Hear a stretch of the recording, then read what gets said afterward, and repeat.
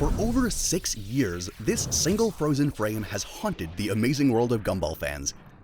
A character suspended in midair, falling into an endless white void, screaming.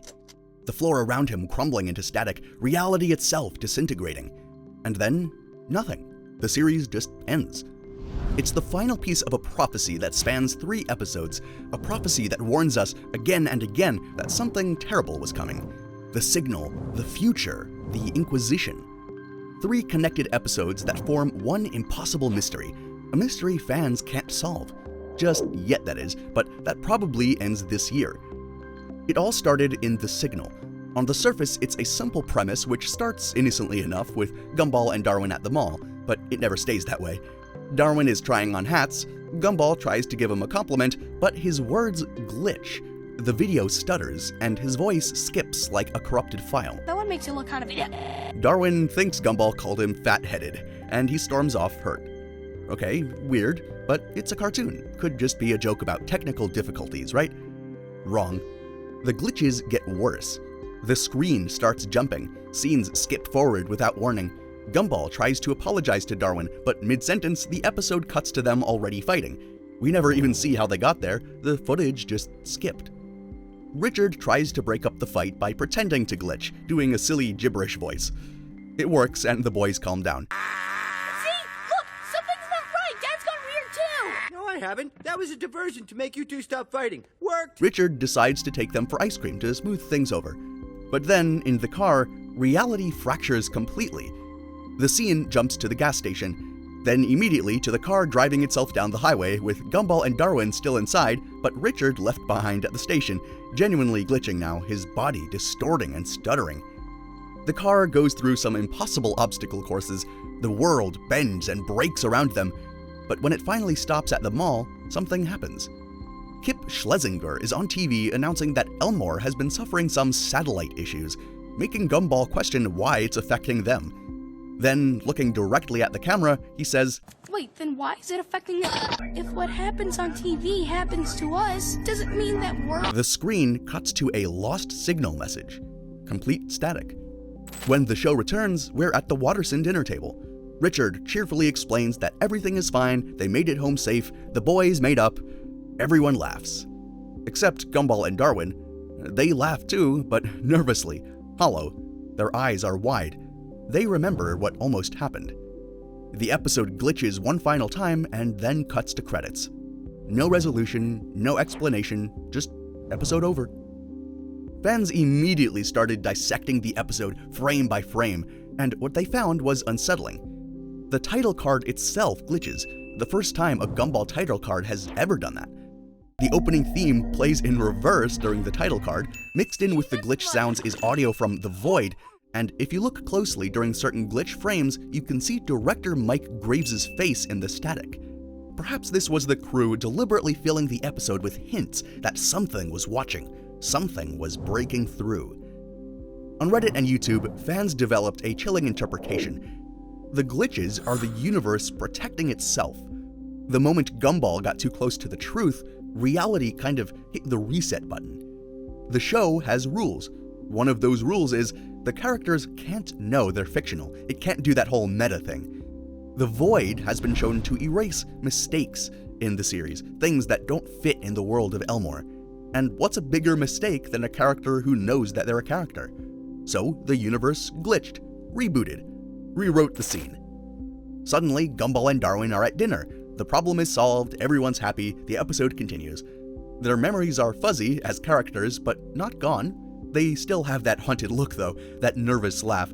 Somewhere deep down, they know something's wrong. But they can't prove it. They can't even say it, because every time they try, the world resets.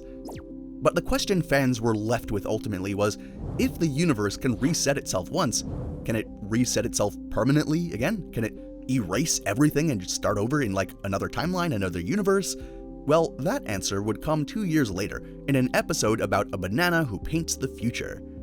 So this episode was originally supposed to be the season 6 premiere, but production problems delayed it so severely that it ended up airing near the end of the season, just 10 episodes before the finale. The episode opens at night. Banana Barbara, a background character with the eerie ability to paint prophetic paintings, is in her garage, hanging up her latest work. Her walls are covered with paintings of past episodes. Moments that have already happened, perfectly predicted, showing that she's some oracle or something. So she's just finished up a new painting of herself. Hanging up a painting. Kinda meta. And then she notices something in the painting itself, a shadow behind her. She turns around. Rob is standing there. He grabs her. She screams. Cut to black. And now Banana Joe, Barbara's son, is desperately searching for his missing mother. Gumball and Darwin offer to help, but there's a problem. Barbara is completely unpredictable and they have no idea where to start. Joe explains that his mom used to be normal. She worked for a demanding boss, Mr. Chanax, who overworked her until she had a mental breakdown, a burnout. After that, she became different, spacey, strange, and she started painting the future. She's been found in bizarre places before, inside a Christmas stocking, in a Japanese karaoke video, at the airport, but she's never gone this long. The three boys decide the only way to find her is to think like her, to act stupid, to retrace her steps. Meanwhile, in a warehouse at the junkyard, Rob has Barbara chained to an easel. His voice is desperate. I want you to paint the future! What happens next? That can't just be the end! I need your power! Barbara picks up the brush, and she paints. The canvas fills with static. Just static.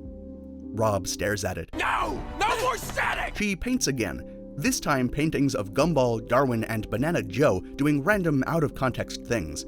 Maybe clues? She's trying to lead them to her, or predicting the future in a way that makes it so that they can find her. It's like the shadow's pointing the way. Now, what would your mother do? Definitely go in the opposite direction. Through a series of misadventures and Barbara painting a literal hole in reality, the rescue team falls into the warehouse. Rob immediately uses Barbara's paintbrush to fight them, altering reality on the fly. He creates obstacles, weapons, traps, all by painting them into existence. The fight is chaotic, surreal, beautiful, and reveals something crucial. Anyone can use this brush to change reality, as long as Barbara is holding it. During the fight, Rob shouts something cryptic. Just walk away! This is more important than you! But before he can explain, he's tackled. The boys grab the paintbrush, and in a moment of struggle, they paint over Rob, erase him. Swipe after swipe, they delete him from the canvas, and he vanishes from reality completely. Gone. And after this, Gumball and Darwin feel awful. They just literally erased someone from existence. Yes, Rob has been like a villain. Yes, he's kidnapped Barbara, but still, that is horrifying. So he asks Barbara to paint him back. Barbara, can you paint him back into existence, please? She nods and paints Rob into reality again. But here's the thing, she doesn't paint him back into the warehouse, she paints him inside a painting of the void, the dark dimension, the realm of mistakes, the place where forgotten things go to die. Gumball and Darwin look relieved though, since there he is, and they're talking about how they'll see him in the future eventually. Then, Barbara slowly turns around. Her smile is serene, but her eyes are empty. The screen cuts to static, where for a brief flash, a face appears in the static. A live-action human face. Superintendent Evil. Then the episode ends. So let's break down what the future reveals. 1. Barbara doesn't predict the future, she actually creates it. This is confirmed when the boys use her brush to alter reality in real time. Whatever gets painted becomes real, which means every prophecy Barbara has ever made, she might have actually caused by painting it. Number 2, she painted Rob falling into the void. Remember that image, Rob trapped in a painting of the void. Because in the Inquisition, we'll see him fall into the real void in the exact same pose, so she made that happen. 3, she painted Superintendent Evil. That flash of a face in the static? He'll appear in the finale as the villain trying to detune everyone. Barbara painted him before he existed, or maybe she predicted it? Hard to tell. And number 4, when she tried to paint the future without an image to predict to put on the canvas, all she really got back was static. Not metaphorical static, actual static. The same glitch patterns from the signal. The same visual corruption that represents reality breaking down. She tried to paint what comes next, she tried to create it or predict it, and there was nothing left to paint. The timeline just ends. Fans immediately connected this to the signal. Both episodes feature reality breaking down into visual static, characters becoming aware of something wrong with the universe, and the universe seemingly censoring or limiting what can actually be shown, and then an abrupt, unsettling ending. But in the future, they added a new dimension to this: inevitability. In the signal, the universe resets itself to prevent the truth from being spoken. In the future, the universe can't reset anymore, because there's nowhere to reset to. It's already all messed up. And then there's Rob. Why did he kidnap Barbara? What did he want to know? What did he already know? He kept screaming at her to paint the future. He was desperate to see what was coming. And when all she could paint was static, he grew more and more frantic. What did he see? What did he figure out? How did he already know about the static and what it meant? Rob somehow understood that something catastrophic was approaching. He needed Barbara's paintings to confirm it, to find a way to stop it perhaps, but the boys stopped him first. And Barbara, who sees all futures, calmly stated that there are no futures left to see. Alright, there's still one more thing. In Season 4's The Oracle, Barbara painted a specific image: the Watterson family running through the void, terrified, surrounded by white nothingness. That painting is hanging in her garage in the future. We see it on the wall there. But that scene hasn't happened yet, which means at some point, the entire family ends up in the void. And if Barbara's paintings always come true, then that's not just a warning, that's a promise.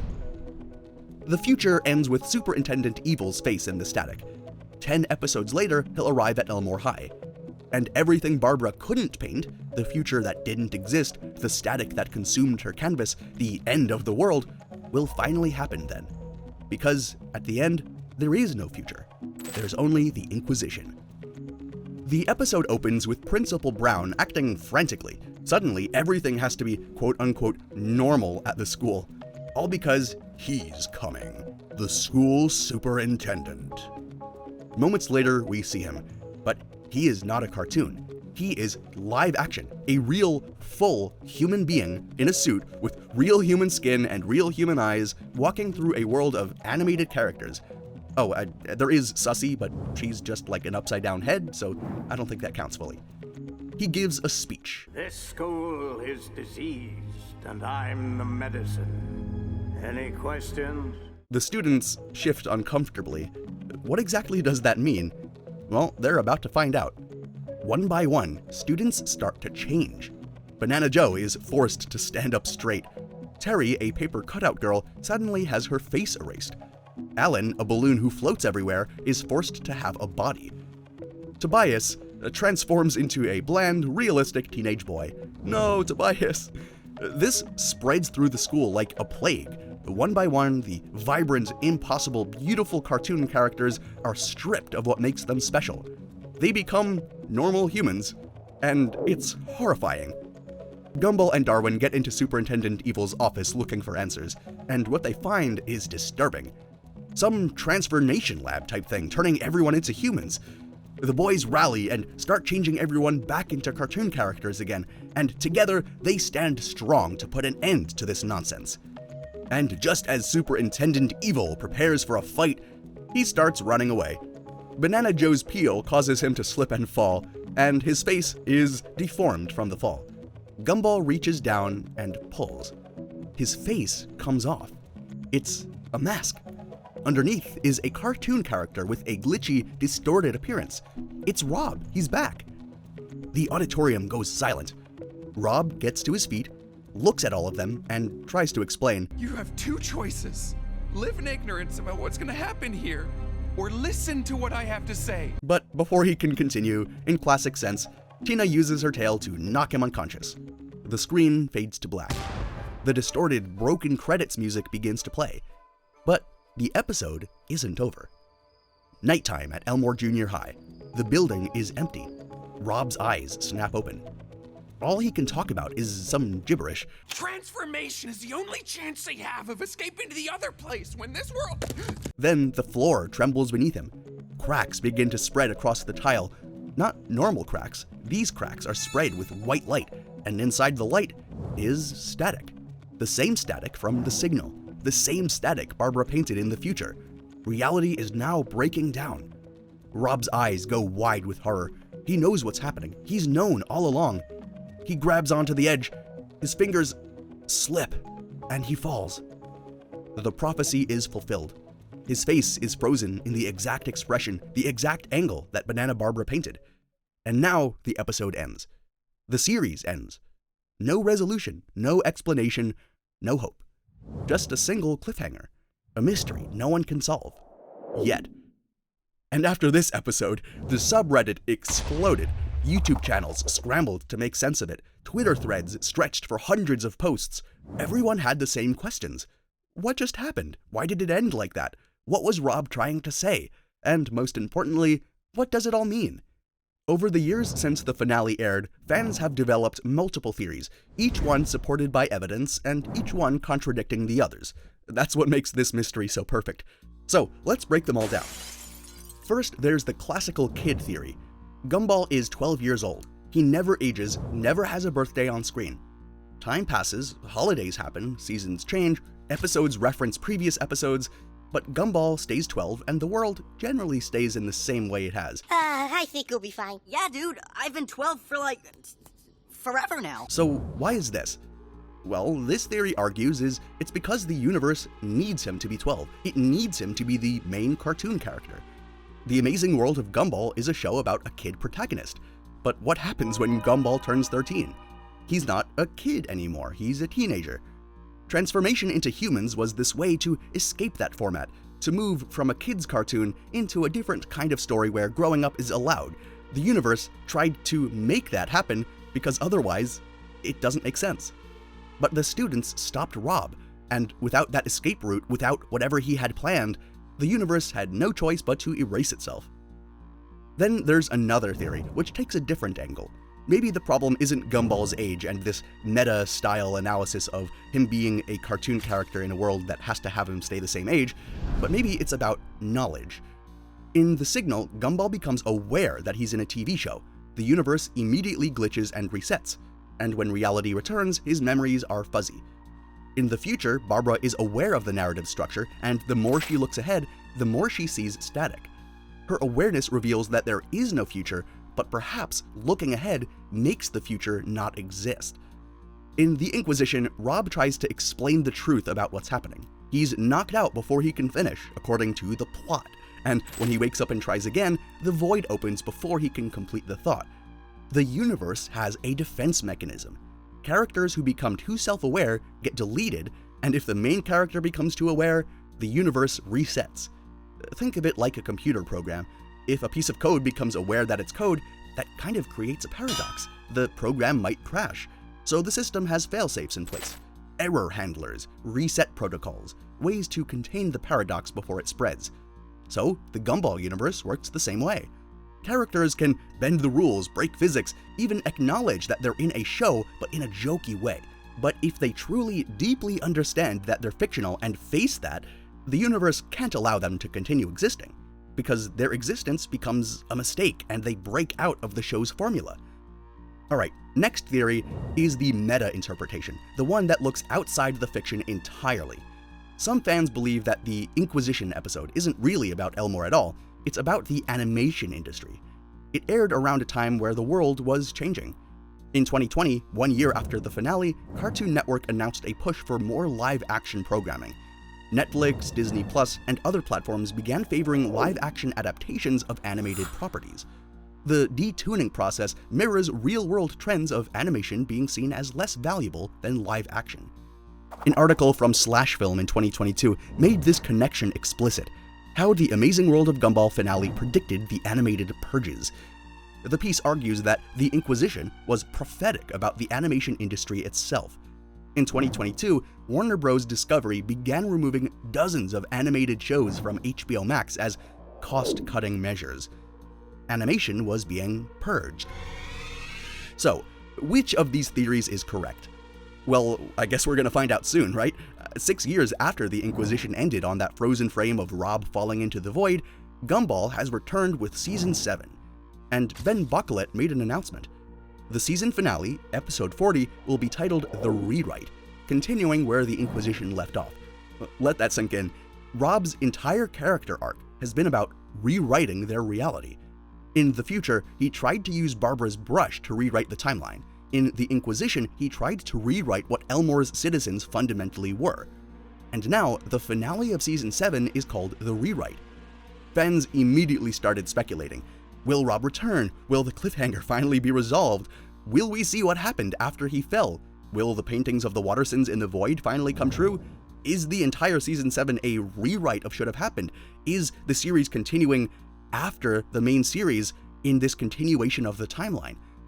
The Inquisition will be addressed, the mystery will be confronted, but whether it'll be solved is another question. And that's where we're left off waiting.